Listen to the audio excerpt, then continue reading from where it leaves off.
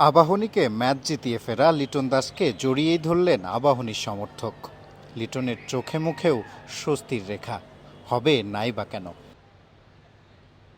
শ্রীলঙ্কার বিপক্ষে 2 ওয়ানডেতে ডাকের স্বাদ পাওয়া, এরপর বাদ পড়া।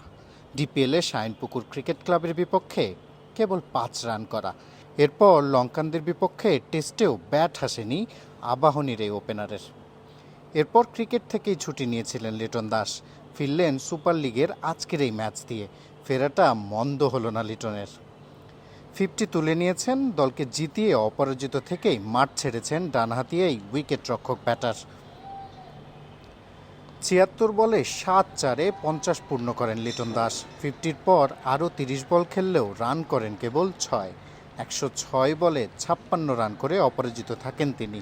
এমনিতে লিস্টে ক্রিকেটে লিটনের স্ট্রাইক রেট 90 ছুঁই। স্বভাব বিরুদ্ধ ইনিংস খেলেও নিশ্চিতভাবে লিটন স্বস্তি পেয়েছেন। রান পেয়েছেন, ম্যাচ শেষ করে ফিরেছেন। ধীর, স্থির ও কার্যকর এমন লিটনকেই যে সবাই দেখতে চায়।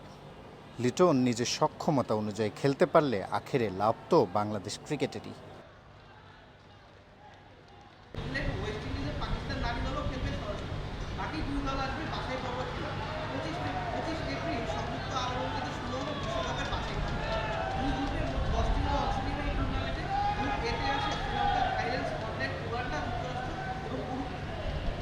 এতে আছে শ্রীলঙ্কা, থাইল্যান্ড, স্কটল্যান্ড, উগান্ডা ও যুক্তরাষ্ট্র। আর গ্রুপ বিতে আছে